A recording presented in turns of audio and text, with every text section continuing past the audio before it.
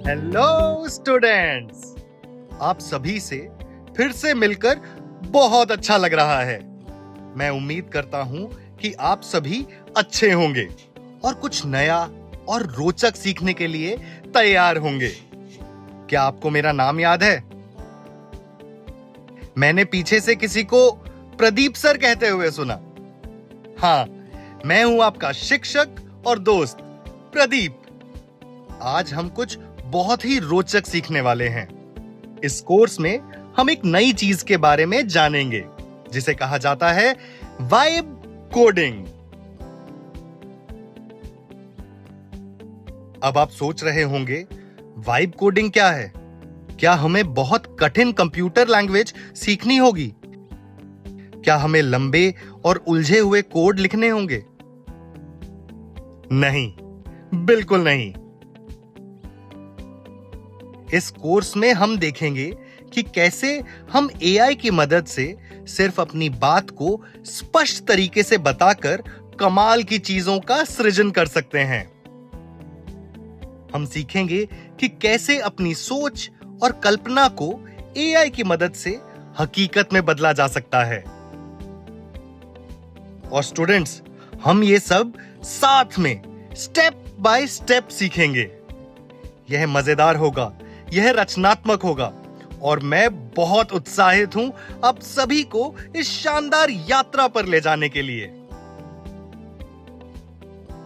Students, पिछले course में हमने सीखा था कि एआई क्या है और कैसे यह हमारी रोजमर्रा की जिंदगी का हिस्सा है। क्या आपको याद है एआई का फुल फॉर्म क्या होता है?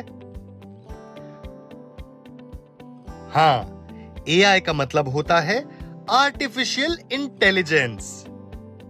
हमने सीखा था कि एआई क्या है, यह कैसे सीखता है, कैसे काम करता है और कैसे यह हमारे आसपास हर जगह मौजूद है।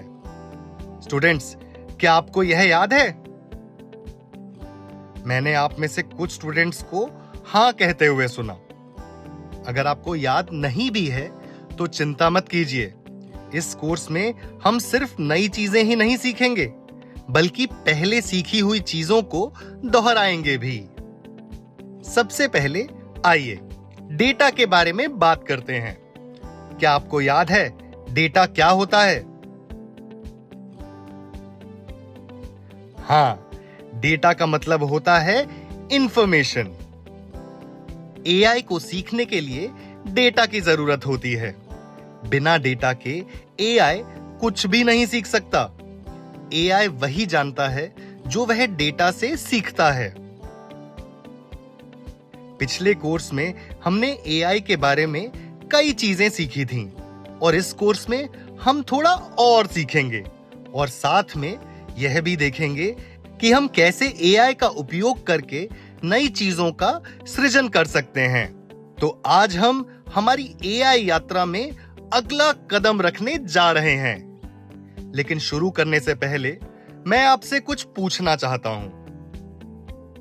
जब आप मोबाइल फोन का उपयोग करते हैं, क्या आपने ध्यान दिया है कि यह कितने स्मार्ट काम कर सकता है? यह फोटो खींच सकता है, यह गाने चला सकता है, आप इसे टॉर्च की तरह इस्तेमाल कर सकते हैं, आप इस पर गेम्स खेल सकते हैं, यह आपको रास्ता दिखा सकता है और भी कई काम कर सकता है। अब मैं आपसे एक सवाल पूछना चाहता हूं। आपको क्या लगता है, क्या ये सारे फीचर अपने आप काम करना शुरू कर देते हैं? या आपको लगता है कि किसी के मन में पहले एक विचार आया और फिर इन चीजों को बनाया गया ताकि हमारे जैसे लोग इनका उपयोग कर सकें? थोड़ा समय लीजिए और इस बारे में सोचिए।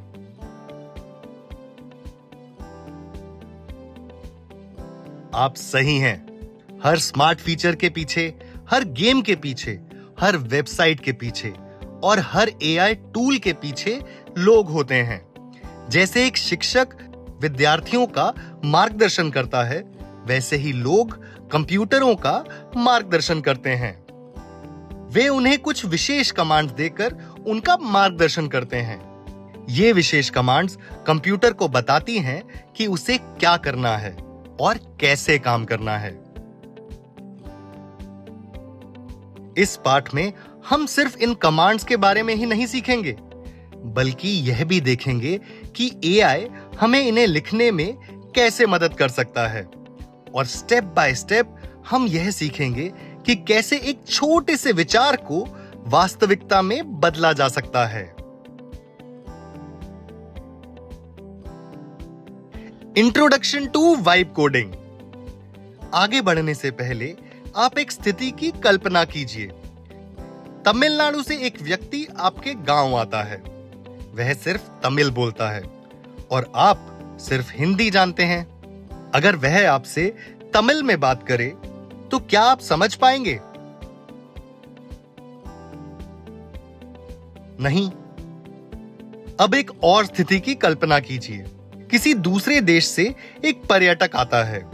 वह सिर्फ अंग्रेजी बोलता है, लेकिन अगर आपको अंग्रेजी अच्छी तरह से नहीं आती हो तो फिर यह समझना बहुत मुश्किल होगा कि वह क्या कह रहा है। तो जरा सोचिए कि ऐसी स्थिति में लोग क्या करते हैं। वे ऐसी भाषा ढूंढने की कोशिश करते हैं जिसे दोनों लोग समझ सकें। कभी कोई व्यक्ति अनुवाद करके मदद करता है, तो कभी-कभी लोग ऐसी भाषा चुनते हैं जिसे दोनों समझ पाते हों। तभी लोग एक दूसरे को समझ पाते हैं और एक दूसरे से बात कर पाते हैं। स्टूडेंट्स, क्या आप सहमत हैं कि दोनों पक्षों का भाषा को समझना जरूरी है? अब मैं आपसे एक और बात पूछता हूं। क्या कंप्यूटर हिंदी समझता है? क्या वह पंजाबी, मराठी या तमिल समझता है? नहीं। कंप्यूटर उन भाषाओं को नहीं समझता जिनका हम आपस में बात करने के लिए उपयोग करते हैं। वह सिर्फ उन विशेष भाषाओं को समझता है जो खास कंप्यूटरों के लिए बनाई गई हैं। इन विशेष भाषाओं को प्रोग्रामिंग लैंग्वेज कहा जाता है। लोग प्रोग्रामिंग लैंग्वेज का उपयोग कंप्यूटरों को यह बताने के लिए करते हैं कि उन्हें क्या करना है। प्रोग्रामिंग लैंग्वेज के कुछ उदाहरण हैं पाइथन, जावास्क्रिप्ट, स्क्रैच। स्टूडेंट्स, अगर आपने पहले कभी ये नाम नहीं सुने हैं तो चिंता मत कीजिए। हम सब कुछ धीरे धीरे, कदम दर कदम सीखेंगे। तो अब आप समझ गए हैं कि लोग प्रोग्रामिंग लैंग्वेज का उपयोग कंप्यूटरों को यह बताने के लिए करते हैं कि उन्हें क्या करना है। जब लोग इन भाषाओं का उपयोग करके कंप्यूटर के लिए कमांड्स लिखते हैं तो उन लिखी हुई कमांड्स को कोड कहा जाता है। और इस कोड को लिखने की प्रक्रिया को कोडिंग कहा जाता है।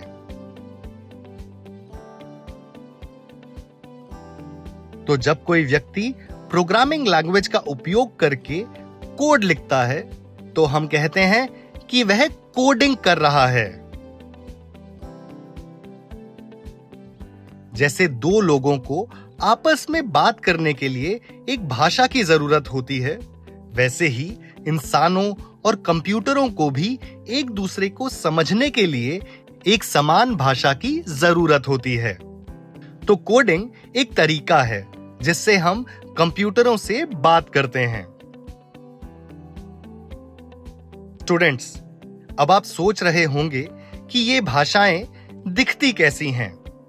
आइए इसे एक आसान उदाहरण से समझते हैं। मान लीजिए आप चाहते हैं कि कंप्यूटर स्क्रीन पर एक मुस्कुराता हुआ चेहरा दिखाए। आप कुछ ऐसा कह सकते हैं, कंप्यूटर एक मुस्कुराता हुआ चेहरा दिखाओ। लेकिन कंप्यूटर इस वाक्य को नहीं समझेगा, इसलिए हमें इस वाक्य को कंप्यूटर की भाषा में बदलना पड़ता है। उदाहरण के लिए हमें इसी बात को एक ऐसी विशेष भाषा में लिखना होगा जिसे कंप्यूटर समझ सके, जैसे पाइथन या जावास्क्रिप्ट। तो इस स्थिति में यही वाक्य कोड के रूप में कुछ इस तरह दिखाई दे सकता है।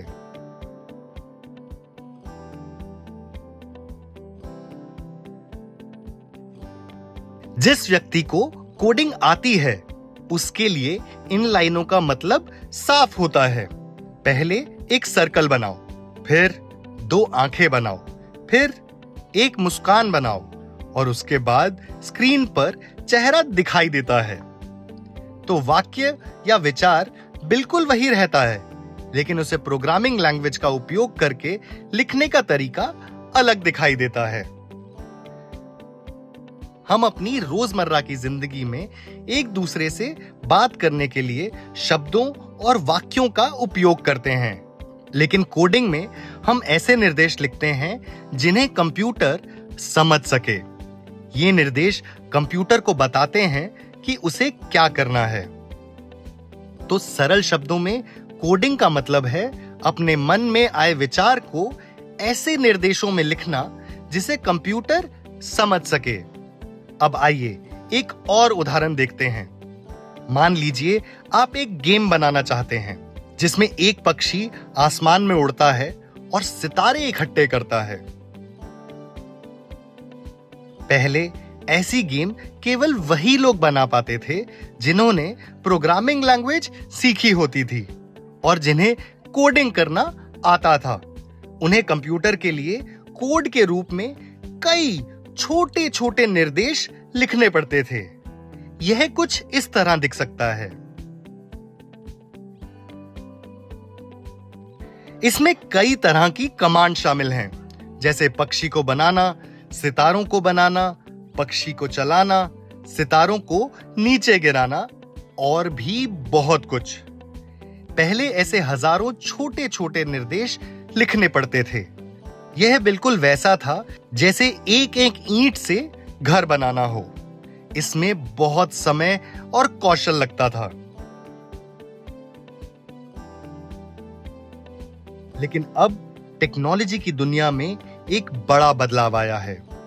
आज अगर आपको कोई प्रोग्रामिंग लैंग्वेज नहीं आती है, तब भी आप एआई की मदद से कोड लिख सकते हैं।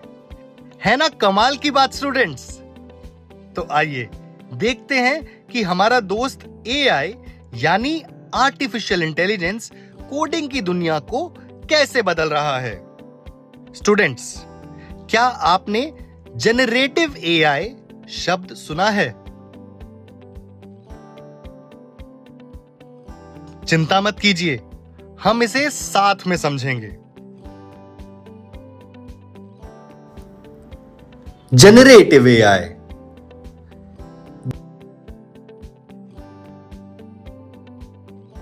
यह शब्द सुनने में थोड़ा कठिन लगता है ना? लेकिन आइए इसे बहुत आसान तरीके से समझते हैं। जनरेटिव एआई का एक विशेष प्रकार होता है जो नई चीजें बना सकता है। स्टूडेंट्स, क्या आपको याद है कि हमने पिछले कोर्स में चैट जीपीटी के बारे में बात की थी? मैंने किसी को हां कहते हुए सुना। बहुत अच्छे। हम उससे सवाल पूछ सकते थे, उससे कविता या कहानी लिखने के लिए कह सकते थे, या उससे एक चित्र बनाने के लिए भी कह सकते थे। हम जो भी उससे कहते वह जल्दी से उसे बना देता था। क्या आपको याद है? यही जनरेटिव एआई है। स्टूडेंट्स, जनरेटिव एआई 2 शब्दों से मिलकर बना है, जनरेट प्लस एआई। इसका सीधा मतलब है ऐसा एआई सिस्टम जो नई चीजें बना सकता है। जनरेटिव एआई कई चीजें बना और लिख सकता है, जैसे कहानियां, चित्र, संगीत, वीडियो और यहां तक कि कंप्यूटर कोड भी।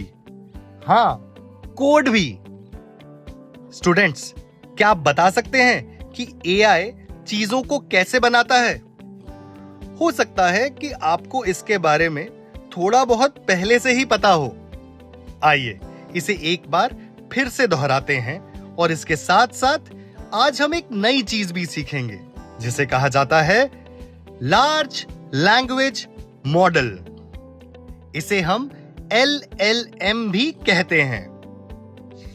मुझे पता है यह शब्द थोड़ा कठिन लग सकता है, लेकिन चिंता मत कीजिए, हम सब कुछ धीरे धीरे कदम दर कदम सीखेंगे ताकि आप सभी इसे आसानी से समझ सकें। क्या आप तैयार हैं? तो चलिए एक उदाहरण के साथ शुरू करते हैं। मान लीजिए एक AI सिस्टम है जिसने लोगों द्वारा लिखी हुई बहुत सारी चीजें पढ़ी हैं। उसने हजारों किताबें, कहानियां, लेख, वेबसाइट्स, उदाहरण और अलग अलग प्रोग्रामिंग लैंग्वेज में लिखे गए कोड पढ़े हैं।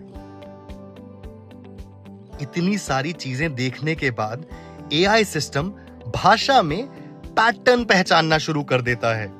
AI सिस्टम इंसानों की तरह शब्दों के अर्थ या भावनाओं को नहीं समझता, बल्कि यह पैटर्न को पहचानता है।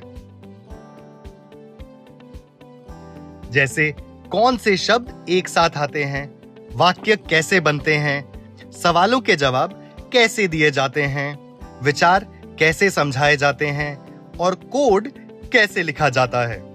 तो AI सिस्टम यह अनुमान लगाने में बहुत अच्छा हो जाता है कि वाक्य में अगला शब्द क्या हो सकता है। उदाहरण के लिए अगर मैं कहूं आज मौसम बहुत, तो आप अच्छा, गरम या ठंडा कह सकते हैं।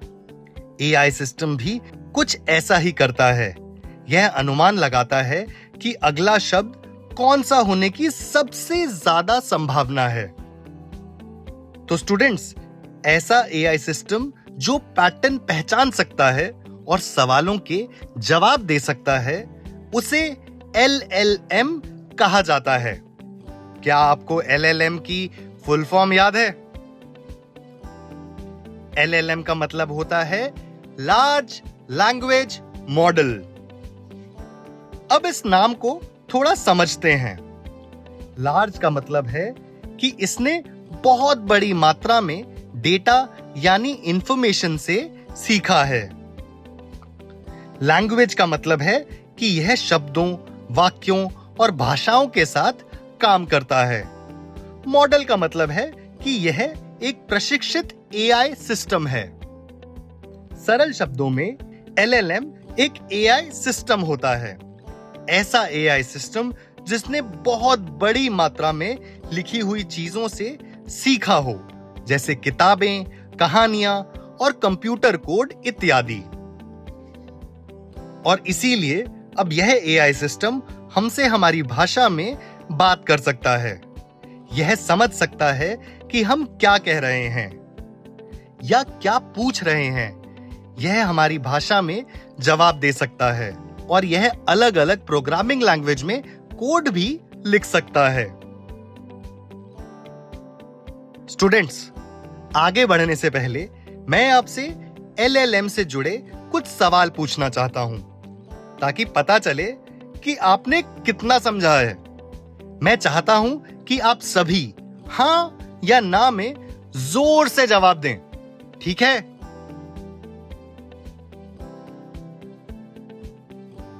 क्या LLM सवाल समझ सकता है?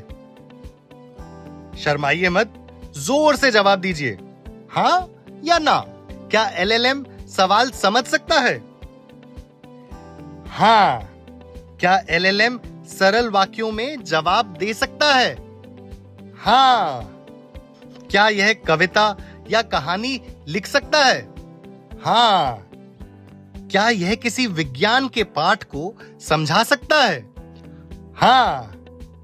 क्या यह जावा या पाइथन जैसी प्रोग्रामिंग लैंग्वेज में कोड लिख सकता है? हां।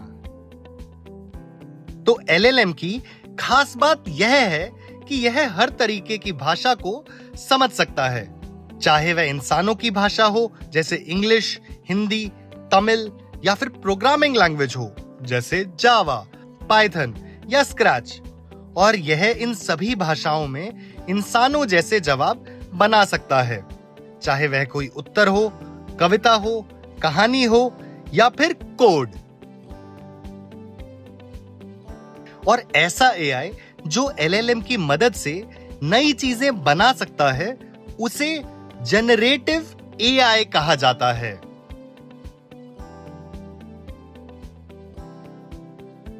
तो स्टूडेंट्स, याद रखिए, एलएलएम वह है जो एआई को भाषा समझने की क्षमता देता है और जनरेटिव एआई वह है जो इसी क्षमता का उपयोग करके कुछ नया बनाता है। अब आइए अगले स्टेप पर चलते हैं। अब हम देखेंगे कि जनरेटिव एआई हमारी मदद से कोड कैसे लिख सकता है और कुछ नया कैसे बना सकता है। क्या आपको याद है कोड क्या होता है? कोड का मतलब होता है ऐसी कमांड्स का समूह जो प्रोग्रामिंग लैंग्वेज का उपयोग करके लिखी जाती हैं और जिन्हें कंप्यूटर समझ सकता है। तो जब हम अपने पक्षी वाले गेम को बनाना चाहते हैं तो यह जरूरी नहीं है कि हम कोई प्रशिक्षित व्यक्ति हों जिसे कोडिंग आती हो। हम एआई की मदद से इसे खुद भी बना सकते हैं। मान लीजिए आप इंग्लिश में एक वाक्य टाइप करते हैं, Make a small game where the bird flies when I click start. अब एआई आपके निर्देश पढ़ता है, एलएलएम आपके निर्देशों को समझता है और जनरेटिव एआई उस निर्देश को कोड के रूप में बदल देता है जिसे कंप्यूटर समझ सकता है और उपयोग कर सकता है ना कमाल की बात स्टूडेंट्स? यही वाइब कोडिंग का मूल विचार है। और अब हम इस चैप्टर के आखिरी भाग की ओर बढ़ते हैं। वाइब कोडिंग क्या है? वाइब कोडिंग एआई की मदद से कंप्यूटर पर चीजें बनाने का एक नया तरीका है। इस शब्द को एक प्रसिद्ध एआई वैज्ञानिक आंद्रेस करपाथी ने दिया था और हाल के वर्षों में यह काफी लोकप्रिय हो गया है। इंग्लिश में वाइब का मतलब होता है किसी चीज की भावना या उसका मुख्य विचार। उदाहरण के लिए, अगर आप एक गेम बना रहे हैं तो उसकी वाइब मजेदार हो सकती है और अगर आप एक गणित का टेस्ट बना रहे हैं तो उसकी वाइब गंभीर और ध्यान करने वाली हो सकती है। और जब हम कोडिंग शब्द को इसके साथ जोड़ते हैं तो यह बन जाता है वाइब कोडिंग, जहां हम किसी विचार या उसकी भावना का उपयोग करके कंप्यूटर कोड बनाते हैं। पहले अगर किसी को गेम या ऐप बनाना होता था तो उन्हें खुद ही कंप्यूटर कोड की कई लाइनें लिखनी पड़ती थी। इसमें बहुत समय लगता था और इसके लिए ट्रेनिंग की भी जरूरत होती थी। लेकिन वाइब कोडिंग अलग है। इसमें आपको खुद सारा कोड लिखने की जरूरत नहीं होती।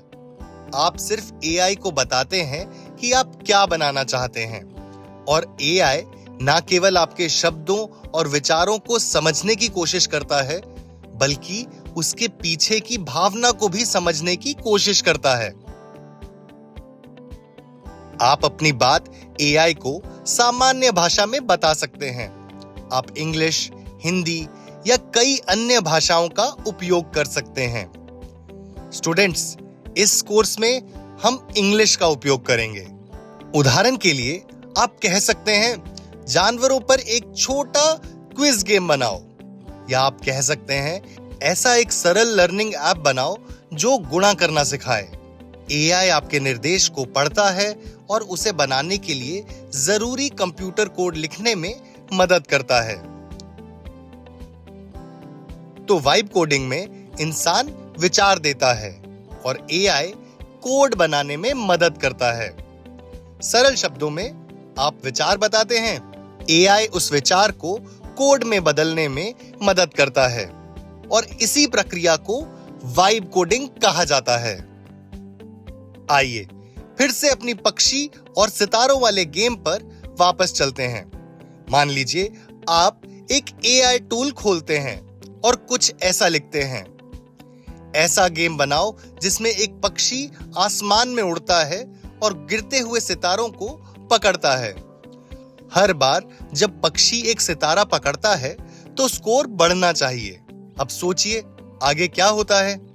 एलएलएम आपके निर्देश को पढ़ता है और उस विचार को समझता है जिसे आप बता रहे हैं। यह समझता है कि गेम में एक पक्षी, सितारे और एक स्कोर होना चाहिए। फिर जनरेटिव एआई समाधान बनाना शुरू करता है। यह गेम के लिए जरूरी कंप्यूटर कोड बनाना शुरू करता है।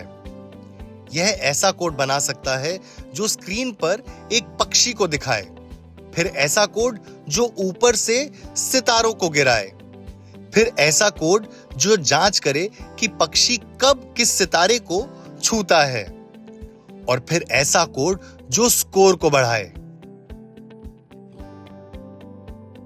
तो इन सभी स्टेप्स को खुद लिखने की बजाय एआई इन्हें बनाने में आपकी मदद करता है। किसी विचार को सामान्य इंसानी भाषा में बताकर और एआई की मदद से कोड बनवाने के इस तरीके को ही वाइब कोडिंग कहा जाता है।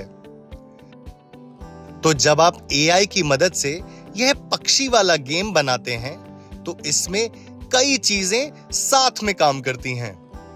आप विचार देते हैं, एआई आपके विचार को प्राप्त करता है, एलएलएम आपके निर्देश को समझता है, जनरेटिव एआई कोड बनाता है और कंप्यूटर उस कोड का उपयोग करके गेम चलाता है। इसी तरह इस चैप्टर में हमने जो सीखा है वह सब कुछ मिलकर हमको कुछ नया बनाने में मदद करता है। अब जरा सोचिए, अगर आप वाइब कोडिंग का उपयोग कर सकते हो तो आप सबसे पहले क्या बनाना चाहोगे? क्या ऐसा मोबाइल ऐप जो किसानों की मदद करे, अपने दोस्तों के लिए क्विज गेम, हिंदी में एक स्टोरी ऐप, या बच्चों के लिए एक छोटा लर्निंग गेम? यही बात वाइब कोडिंग को खास बनाती है। आप शुरुआत कोड से नहीं करते बल्कि एक विचार से करते हैं और फिर एआई उस विचार को एक वास्तविक चीज में बदलने में आपकी मदद करता है। अब स्टूडेंट्स, आज का पाठ समाप्त करने से पहले आइए जल्दी से दोहराते हैं जो कुछ भी हमने सीखा। सबसे पहले हमने एआई के बारे में बात की। एआई का मतलब होता है आर्टिफिशियल इंटेलिजेंस। एआई डेटा से सीखता है और डेटा का मतलब होता है इंफॉर्मेशन। बिना डेटा के एआई कुछ भी नहीं सीख सकता। फिर हमने देखा कि हमारे फोन, वेबसाइट्स, गेम्स और मोबाइल ऐप्स में जो भी स्मार्ट टूल्स होते हैं उनके पीछे लोग होते हैं जो कंप्यूटर को कमांड्स देते हैं और बताते हैं कि उसे क्या करना है। लोग प्रोग्रामिंग लैंग्वेज का उपयोग कंप्यूटरों को यह बताने के लिए करते हैं कि उन्हें क्या करना है। प्रोग्रामिंग लैंग्वेज के कुछ उदाहरण हैं पाइथन, जावास्क्रिप्ट, स्क्रैच। जब लोग इन भाषाओं का उपयोग करके कंप्यूटर के लिए कमांड्स लिखते हैं तो उन लिखी हुई कमांड्स को कोड कहा जाता है और इस कोड को लिखने की प्रक्रिया को कोडिंग कहा जाता है। पहले अगर किसी को कोई गेम या ऐप बनाना होता था तो उसे कदम दर कदम कोड की कई लाइनें लिखनी पड़ती थीं। इसमें बहुत समय लगता था और इसके लिए ट्रेनिंग की भी जरूरत होती थी और यह काम आसान नहीं था। अगर किसी को गेम या ऐप बनाना होता था तो उसे अलग अलग प्रोग्रामिंग लैंग्वेज सीखनी पड़ती थी और कंप्यूटर को समझाने के लिए बहुत सारी कोड की लाइनें लिखनी पड़ती थीं।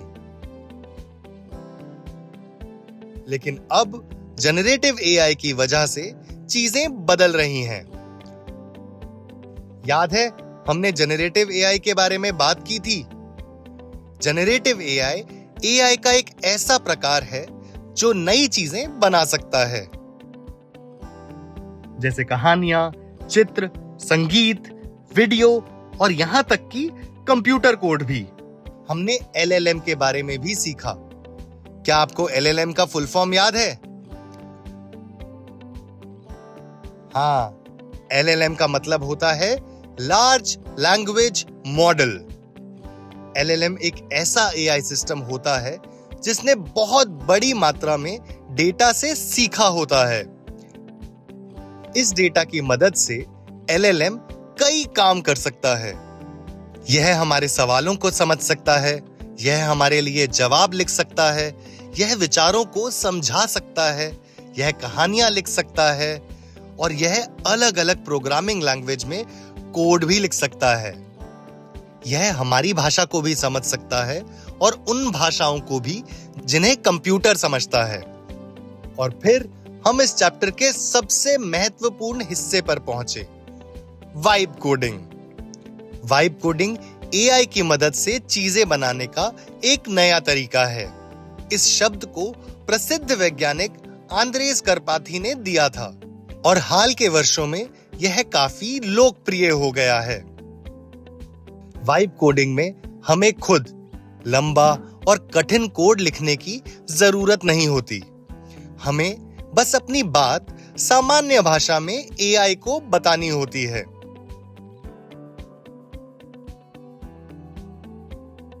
AI आपके विचार को लेता है, LLM आपके विचार को समझता है, जनरेटिव AI कोड बनाता है और कंप्यूटर उस कोड को चलाता है। तो सरल शब्दों में आप अपना विचार बताते हैं, AI कोड बनाने में मदद करता है और मिलकर आप कुछ नया बनाते हैं। स्टूडेंट्स, यही वाइब कोडिंग की ताकत है। और स्टूडेंट्स, यह तो बस शुरुआत है। आने वाले चैप्टर्स में हम सीखेंगे कि AI का उपयोग कदम दर कदम कैसे करना है और वाइब कोडिंग की मदद से अपने छोटे छोटे प्रोजेक्ट्स कैसे बना सकते हैं। तो तैयार हो जाइए, क्योंकि बहुत जल्द आपके विचार वास्तविक चीजों में बदलने वाले हैं। अगले चैप्टर में हम सीखेंगे कि AI से बेहतर तरीके से कैसे बात करनी है। हम सीखेंगे कि स्पष्ट निर्देश कैसे लिखें ताकि AI हमें बेहतर समझ सके और हमें बेहतर परिणाम दे सके। मैं आप सभी के साथ इस यात्रा में आगे बढ़ने के लिए बहुत उत्साहित हूं। मिलते हैं अगले पाठ में।